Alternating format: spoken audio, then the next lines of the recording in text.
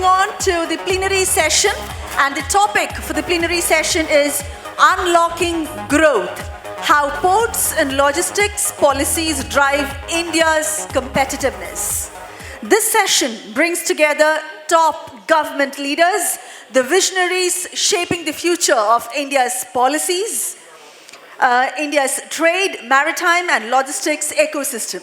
We will explore how strategic policies and national initiatives are powering growth across the logistics value chain, enhancing ease of doing business and operational efficiency, advancing infrastructure, modernization and digitalization, and positioning India as a global leader in ports and logistics.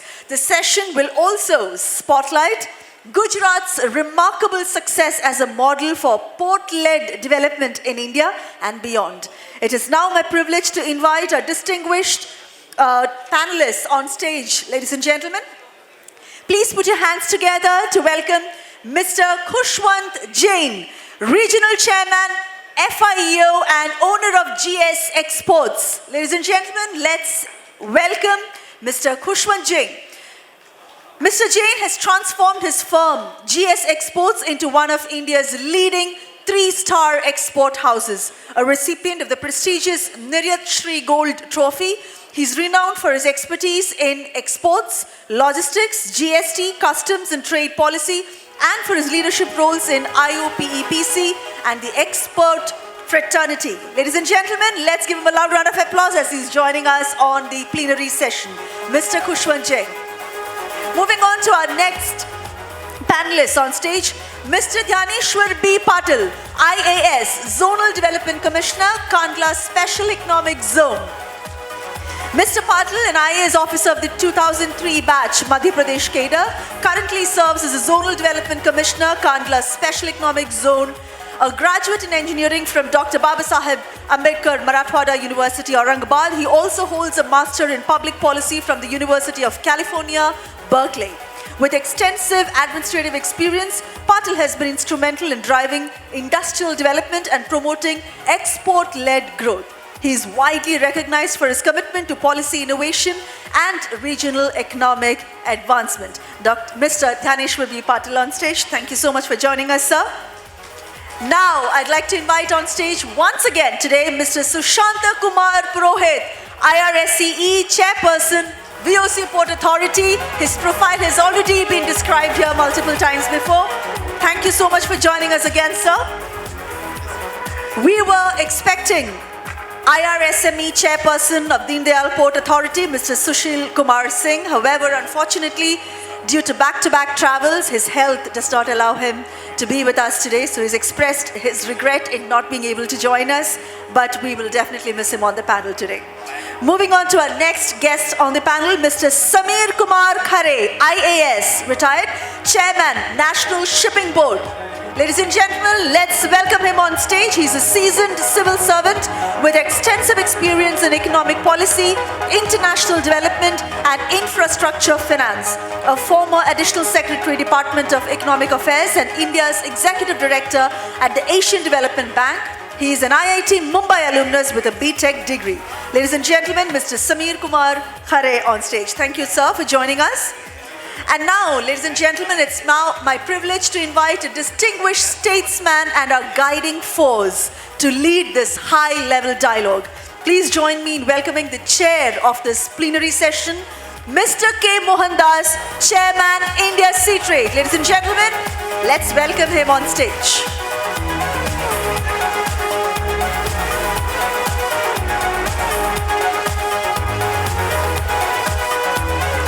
Welcome, sir. Welcome, sir. The floor is all yours. Yeah, so we are commencing this session. I would request Deepa to invite the speakers one by one to address, and then I'll speak last. Oh, sure, sir, definitely. All right, so let's begin the plenary session. I'd invite Mr. Khushwant Jain, Regional Chairman, FIEO, and owner of GS Exports, to first address the gathering today. Over to you, sir. Good evening. I think whole day people were tired, and those are here. I think they are more interested to listen from the people, and I think these all are from the government authority where we can pitch ourselves what we are into the trade and what we can do in the logistics sector.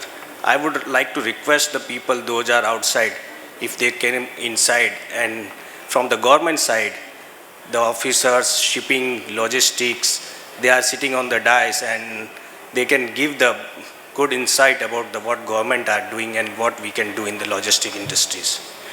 So myself, Khushwant Jain, I am the regional chairman of Federation of Indian Export Organization, FIEO.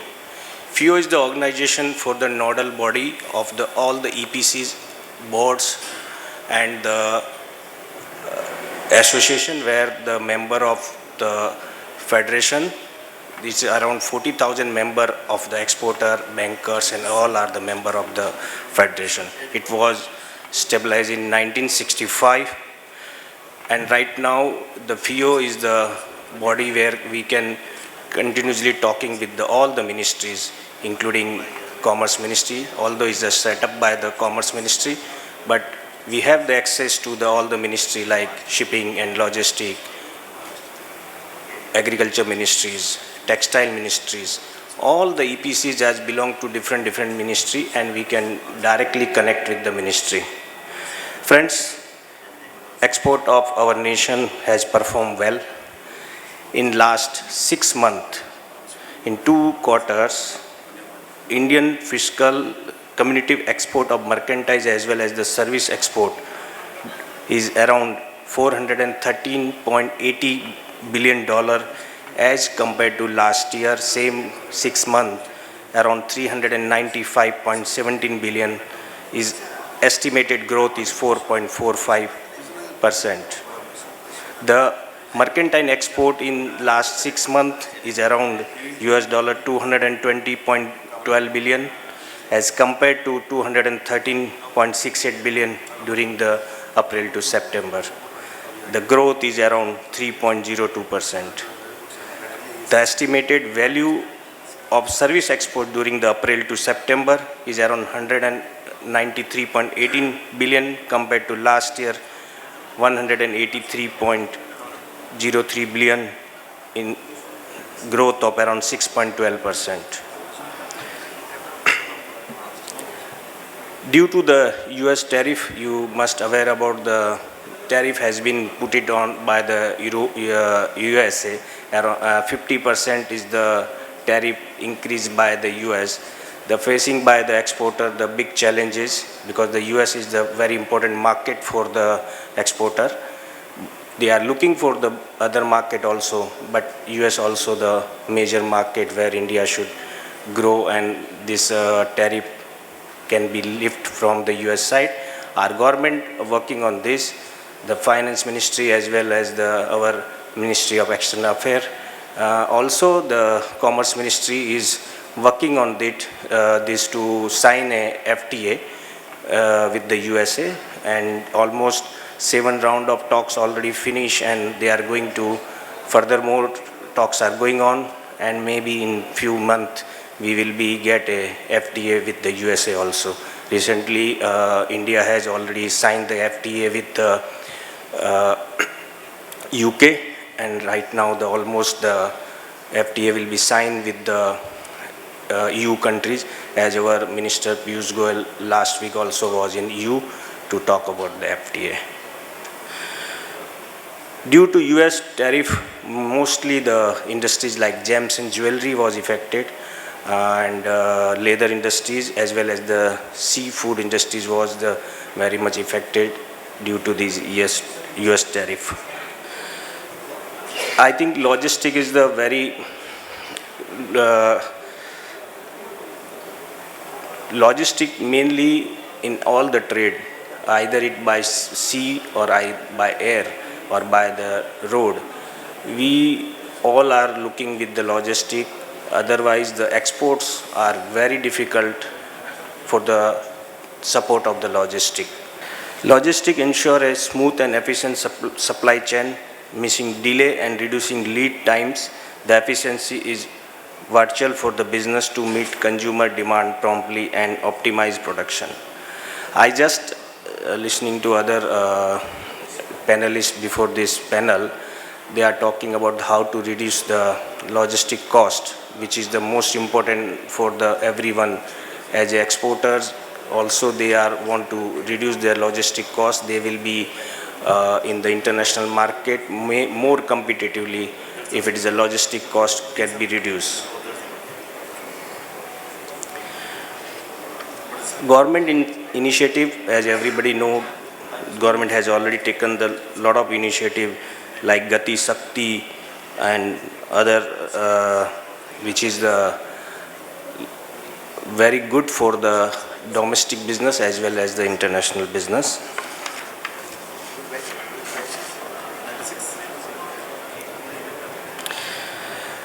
I would like to highlight some challenges which exporter community is having in the logistic. Some of the challenges which we have faced from the shipping port and all, which I want to highlight, because the strong need all the stakeholder of the port logistics sector would work together and try to resolve these small things where we can be do the good export in the world market.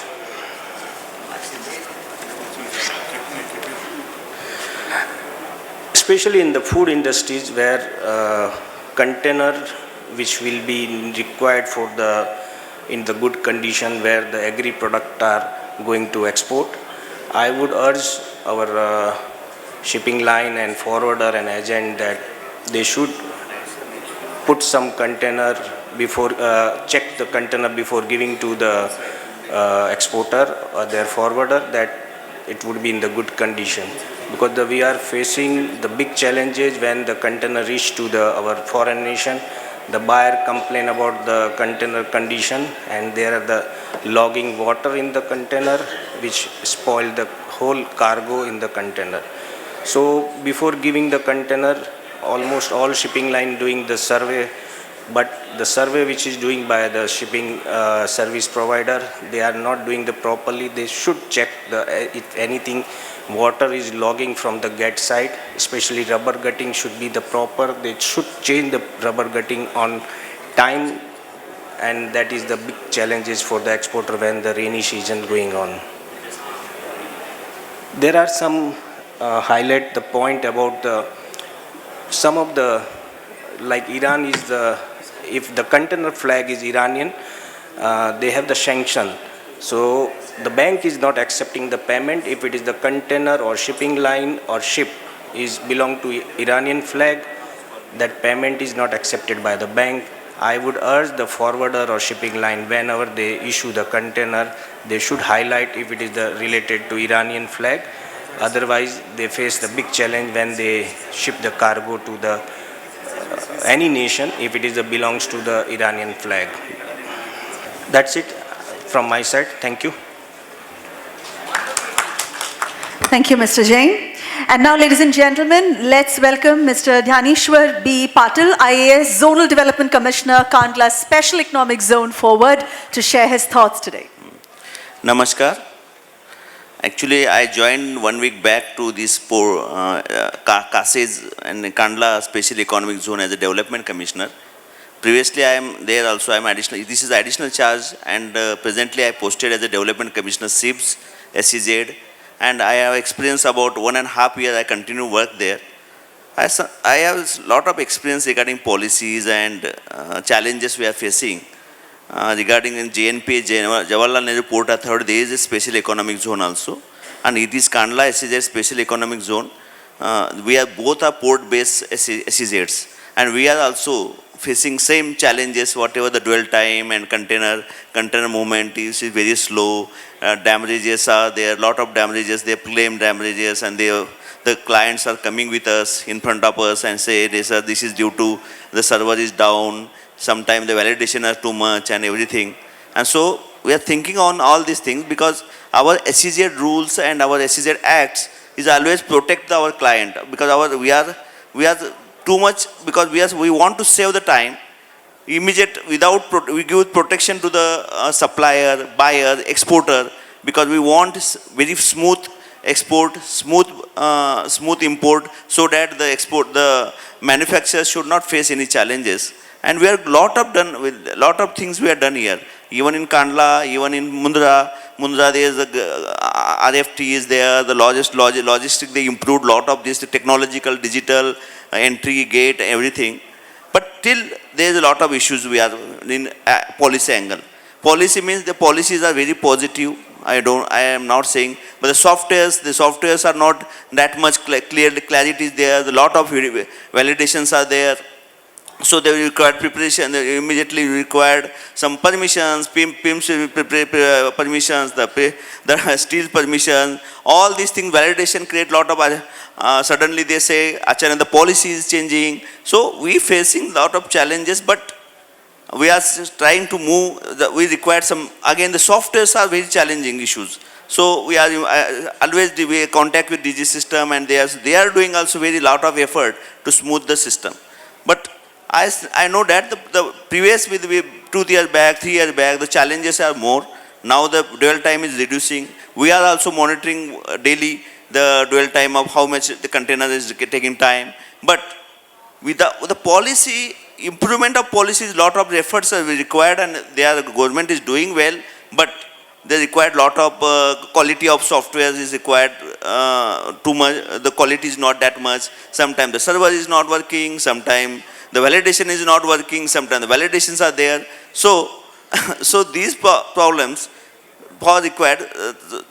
When we shifted from NSDL, the NSDL is our own software, and to IceGate, we have faced lot of challenge till today, because simple issue, there is some small issue, the TP, transfer permit is manual TP, create lot of damage to the one client to 25 lakh per month of damage cost. So we are always thinking on these challenges. I am also receiving end, but we know that the government is also try to improve these things. How to improve? They improve the rules. The rules are there, but some issues we don't know. Some issues like software, the time is too much taking time, because the government is working on how the system integrator is not that much visualize the system, how to improve these things. So lot of efforts are required, and I think policy, such discussions, all these things is required, and hope we will soon come to that point. Regarding this Kandla SEZ is port-based SEZ, but maximum, because the Kandla bulk transport is there, and our containers are, maximum containers, means 90% containers are going to Mundra, but 9,000 crore we are exporting from Kandla, and I don't know, maybe 8,000 crore we import. The containers are going to Kandla to Mundra, the 89 kilometer dedicated road is not there, so we required a dedicated road because the trust, fast movement is required, and the roads are not much that condition. So we are also try to improve the roads conditions and everything. We are always writing to other different stakeholders. Those are for improving the road. But dedicated roads are very important for improvement logistic cost and everything. Like example I am giving in JNPA, Jawaharlal Nehru Port Authority. Close to JNPA there is SEZ, very close. So the dwell time is very less there.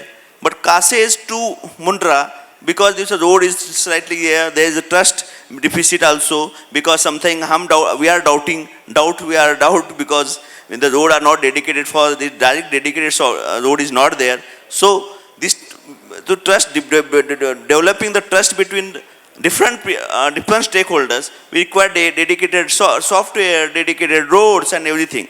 As I hope we are always discussing all these issues, and these are the challenges. But I am optimistic, and I am also because the changes are there, because lot of RFE and road digitization, we are improved lot compared to the data analysis we have done for 4-5 years. We saw there's always the dwell time is now reducing now, and so I hope in future we will the small, whatever I flag these challenges, we'll also improve all these things. And we also compete without dwell time reducing, without this, without fight the challenges. It is not possible to compete with the other other countries, and everyone knows, and everyone is thinking on this line. So I hope the future is bright and we'll do it. Thank you. Thank you, sir. And now let's hear from Mr. Susanta Kumar Purohit, IRSEE Chairperson, VOC Port Authority. So, good evening, and once again I thank Mr. Sudhir Nambiar for giving this opportunity. And sir, thank you for giving this opportunity, sir. Sir, the port, in fact, plays a very important role so far as driving the India's competitiveness. There is no doubt about it, because we have been handling close to around 95% of the total EXIM trade, and those cargo are being handled through the port. So, under the visionary leadership of our Honorable Prime Minister and our Honorable Union Minister, the two words that is very much important for the port sector that we are doing is speed and scale. In the last 1.5 years of my tenure in the port, VOC port, what we have been done is that we have commissioned three heavy-duty berths, that is 2 bulk cargo and 1 container terminals. And in 1.5 years, commissioning 3 berths in one particular port speaks volume of the speed at which we are enhancing the capacity in various ports. And not only that, we are also positioning ourselves to be future ready. That means we are working on green initiatives.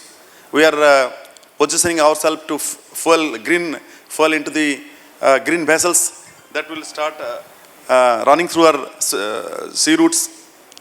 And also we are trying to adopt the latest thing, that is AI and IT interventions that we are making to our port. We are trying to adopt the best practices available globally to become the maritime leaders. So all those things are going on. At the same time, the policy changes that being worked out by our ministry is phenomenal.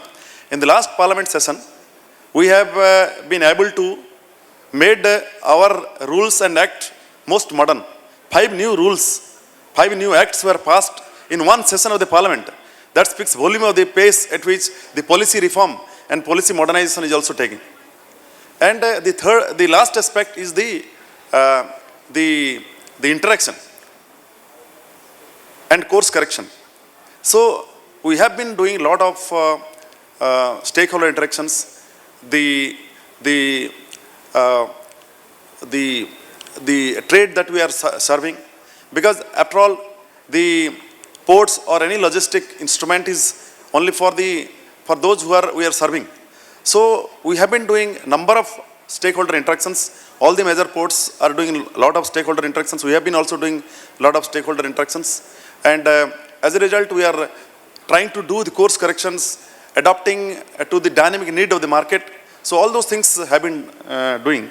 So port and the stakeholders are, in my opinion, are at the present moment doing their best to bring logistic competitiveness. And as you know that we in India, we are very much resilient to the global market changes.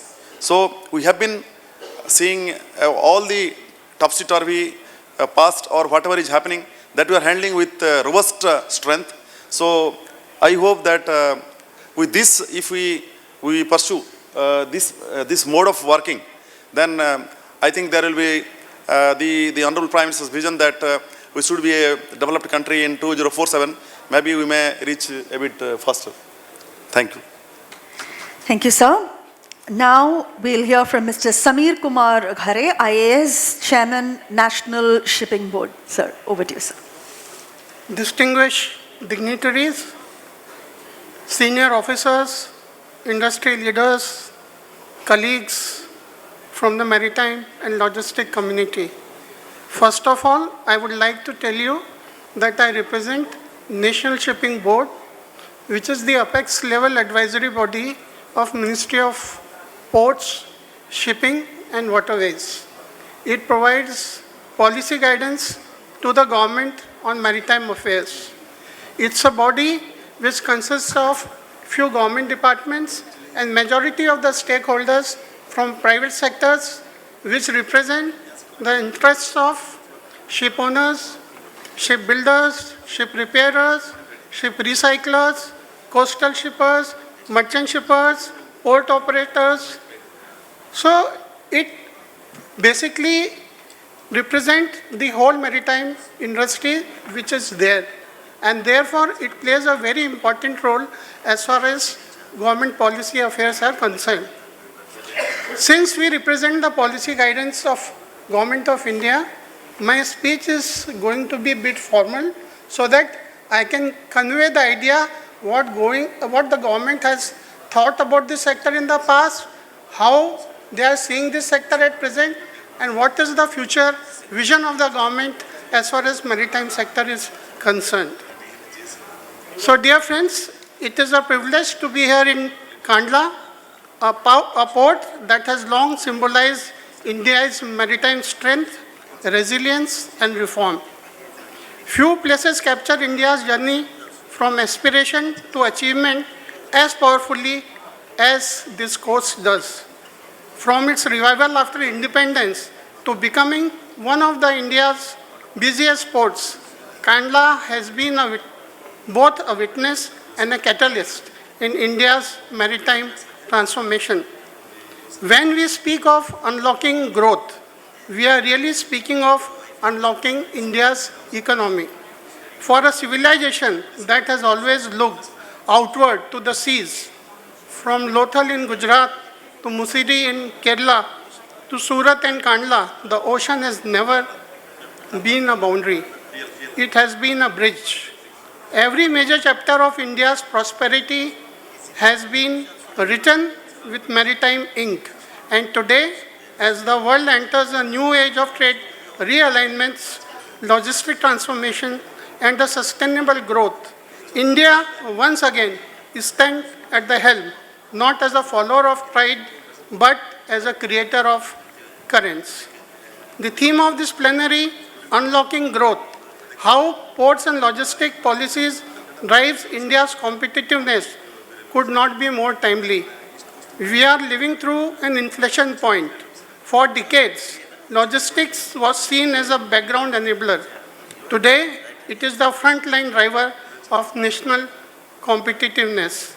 The way a nation moves its goods is now inseparable from how it moves its economy.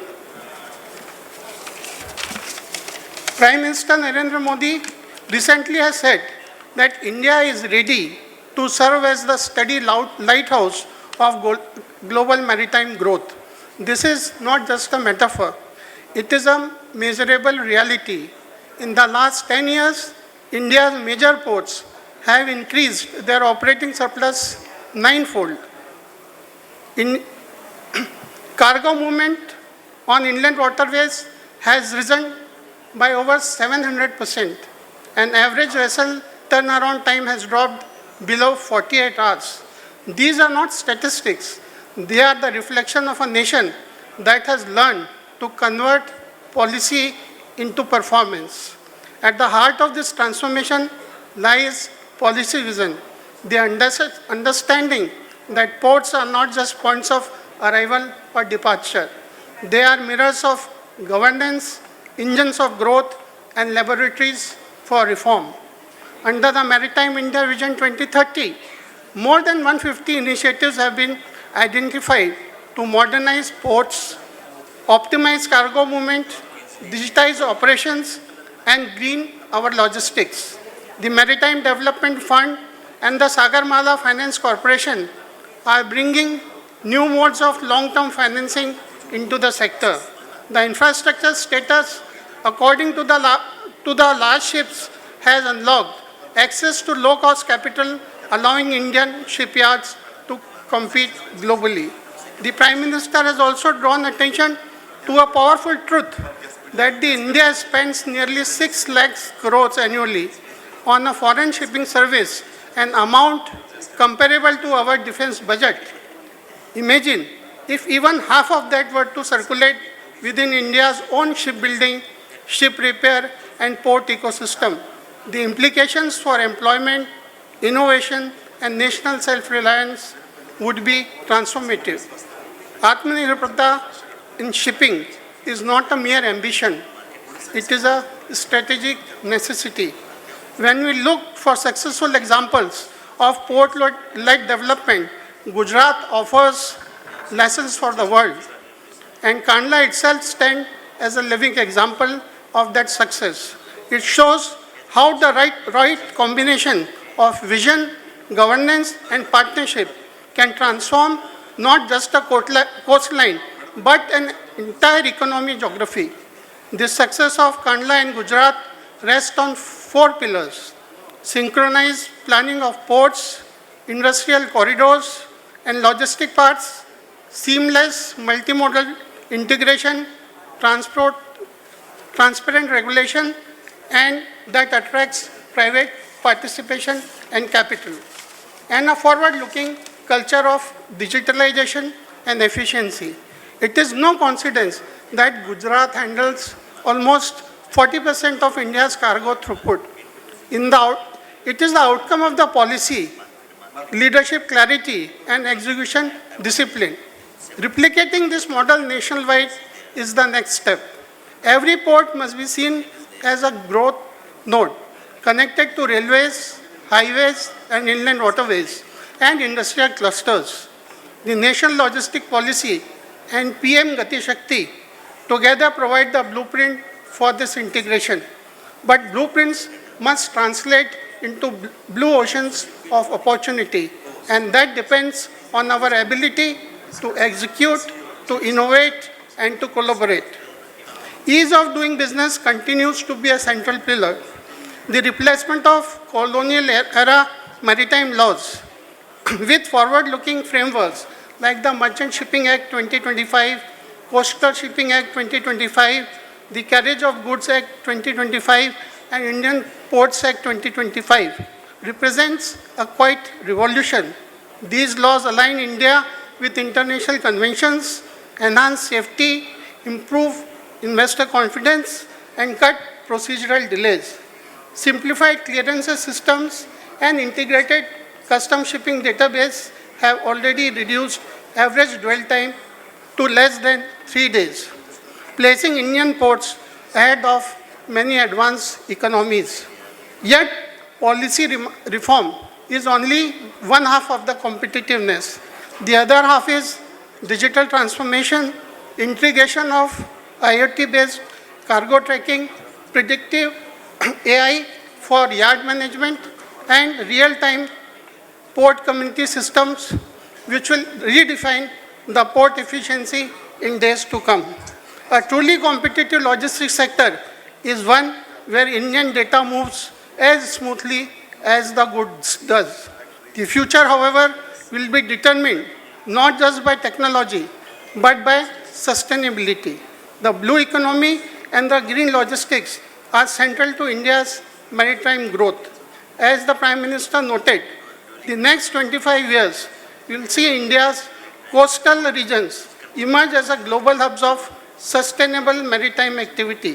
From green hydrogen projects at Kandla to methanol bunkering at Tuticorin to renewable power terminals at Paradip and Vizhinjam, India is demonstrating that economic growth and environmental responsibility can advance hand in hand.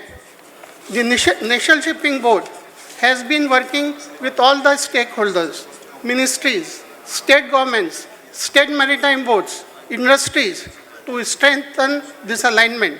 It has facilitated dialogue on coastal shipping, port procedures, seafarers' welfare, and integration of multimodal logistics. The board serves both as a think tank and as a bridge between decision makers and doers, ensuring that reforms result in measurable outcome on the ground. India's maritime resurgence is no coincidence. It is a product of reform investment and faith. Faith that sea, which once carried conquerors, can now carry collaboration. The Indian Ocean is no longer a frontier of competition. It's being made a corridor of collaboration. It is the moment for us to think audaciously. In the decade ahead, India can emerge as a global logistics nerve center, a nation whose ports set global benchmarks for efficiency, whose shipyards will build the green vessels of tomorrow, whose policies invite capital and confidence, and whose maritime professionals carry the tricolor across the every ocean with pride. If the 20th century belonged to the land economies, the 21st century will become for those who master the seas. And India, with its vision, its talent, and its resolve, is ready to lead the country. Thank you. Jai Hind, Jai Bharat. So we're waiting to hear from you, sir. Over to Mohandas, sir. Let's invite him with a loud round of applause. Good evening to the 15 ladies and all the gentlemen sitting in this hall. I began this day's session at 2 o'clock. I was the first to speak. Many of you were here at that time. I am coming back to you after 6 hours. And although nothing much would have changed, I would declare that I have learned a lot. Listening to the panelists in the earlier panel, as well as to the speakers in this panel, it has been a great experience. And I'm sure for all the participants here, the experience would be similar in the sense that you were able to acquire some new knowledge, some new insights into whatever is happening in the logistics sector in this country, and also develop some associations and friendships and relationships which would help you in your business activities. Perhaps, as I wouldn't want to repeat what I said earlier, but what we would be willing to live with is disruptions. We have experienced disruptions in international trade policies. Because there was a feeling that with the World Trade Organization, the trade is becoming a smooth global affair, which that confidence has been suddenly disrupted with the intervention of the United States, the president, particularly the president, whose whimsical actions have led to a lot of confusion, day-to-day changes, lack of stability, and consequent adverse impact on international trade. So that is one part. And as far as India is concerned, having sort of listened to the various speakers and talked to some of the people in the industry, there is a feeling that we can get over all this turmoil. We have the confidence in ourselves to come out of this, maybe this slightly problematic era, to convert challenges into opportunities. So definitely we have that capacity in ourselves to do all that thing. And another thing which probably has come out during the discussions is that generally the government of the day is increasingly becoming aware of the needs of the industry and willing to act to provide the requisite framework for the business to function effectively. Because I think that realization, I am not saying that it is new, it has already been there, but then there is an increasing realization that the business of government is to facilitate the successful working of business entities as well. So that is also happening, and that confidence definitely gives a lot of further confidence to the people in the industry. And then the two coming together, the business and the government coming together in partnerships, because that partnerships would be the only way in which the economic development can take place in this country. Because infrastructure again is a huge requirement. The infrastructure deficit in this country is massive. A lot of investment has to go into infrastructure development. And that definitely needs inputs, both financial and technical. Inputs from the industry as well, and with government providing the backbone for all these things. Much has been discussed today on the very relevant topics of sustainability and the use of renewable energy, going green. I think that has been a very, very important slogan. So that importance has been recognized. And then apart from that, there has been a discussion on what, what should be, again, in the area of automation, the use of artificial intelligence. What are the opportunities and what all we could benefit from what all developments. But there again, that's an area in which developments are so fast, things are happening so quickly, and what is required is we should be willing to adapt, willing to change, willing to absorb whatever beneficial development is coming. About artificial intelligence, I would only make a very generalistic statement, which is that here is a tool. If you can manage it, do it, take it, manage it, use it, benefit from it.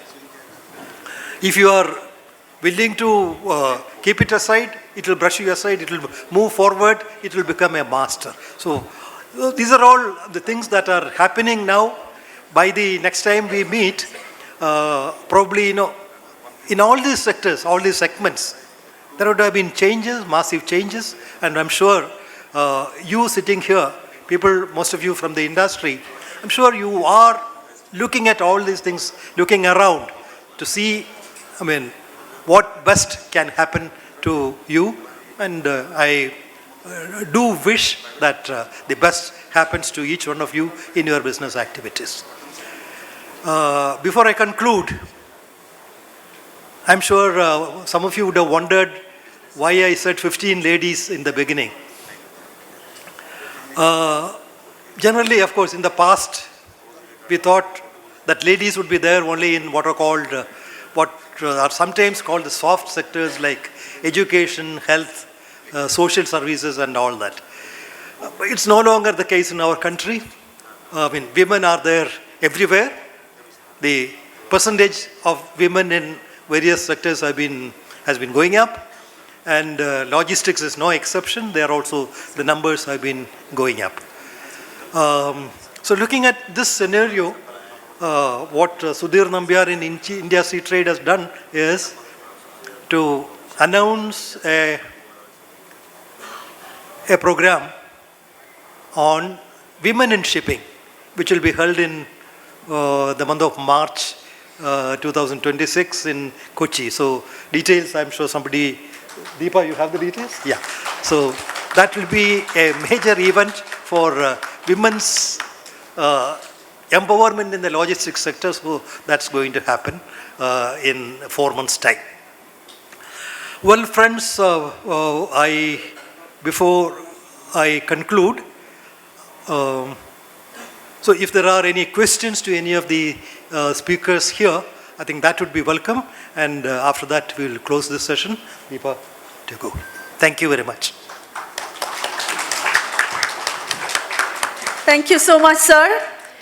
Well, that was, I think, one of the biggest announcements. It gives a lot of pride and a lot of happiness to announce an extremely interesting session which will happen on the 7th of March 2026, and it's called Voice of Ladies in Logistics, and that will happen in Cochin, Kerala, And you know what 7th of March is? It's the day right before International Women's Day. So it's the best opportunity or the best day that we can hold such a session. It should be interesting.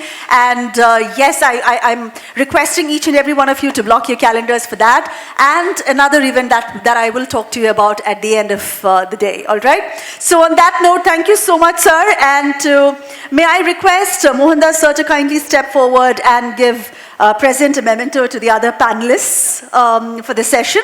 May I request? Oh yeah, any questions from anyone? Yes, sir, please go ahead. I'm so sorry.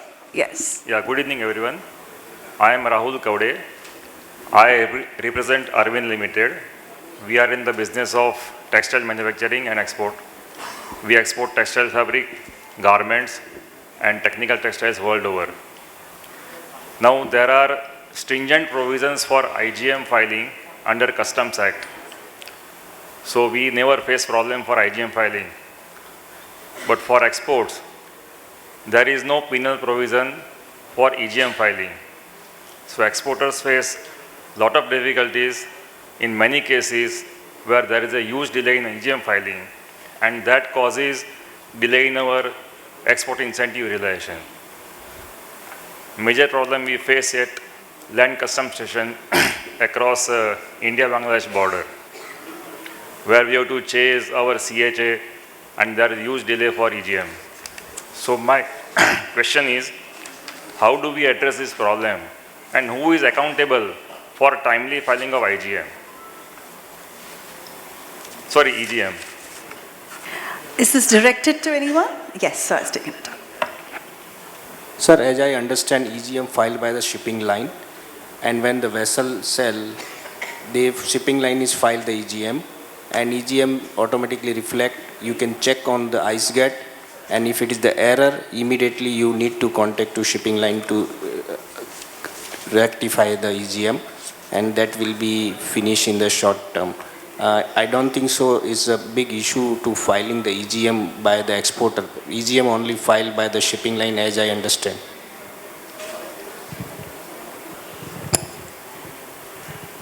So I can request you, if you can kindly explain your problem to us through an email. We will try to sort it out, take it up with the Department of Revenue and try to sort it out. Don't think it should be an issue at all. We are facing some challenges because we chase certain forwarders, certain shipping lines, but there is a huge delay in responses in certain cases. Sir, we will take note of this. This is a uniform problem, or it is a because I think I don't know whether the trades from the Tirupur and other, they are facing the same problem, because this problem is not highlighted to us or the Cochin port, because we are handling this textile trade. My Chief Advisor Traffic is there, Mr. Prabhakar. Do you have this problem also for the Tirupur trade people, what Mr. Rahul mentioned? Yeah, we have problem in Tuticorin port also. Okay, then we'll take this matter up. So Okay, we'll sir. see We can how share we you can data solve this. later on in the email. Okay, Prabhakar, you can just take the details from Ji. So we can take this point and we can try to address. Yeah. Thank you very much. Thank you, sir. Thank you for bringing this up. Any other questions? All right, thank you so much. So let's move on. As I said earlier, may I request Mohandas sir to kindly step forward and hand over a memento as a token of our appreciation to the other panelists. May I request Mr. Khushwant Jain to kindly step forward and accept the memento. Thank you so much for joining us, sir. Let's give him a loud round of applause. Mr. Jain, Regional Chairman, FIEO and owner of GS Exports.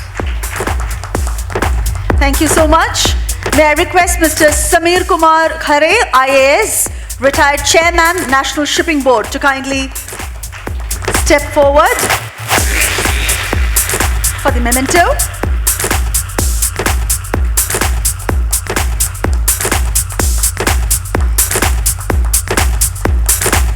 Thank you so much, sir, for your presence. I would now like to invite Mr. Dnyaneshwar B. Patil, IAS, Zonal Development Commissioner, Kandla Special Economic Zone, to receive a token of our appreciation and gratitude.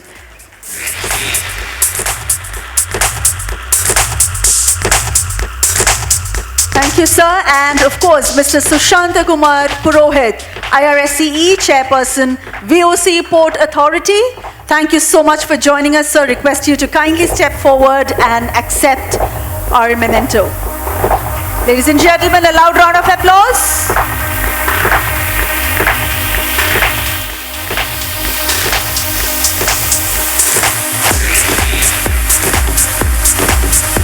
Thank you so much.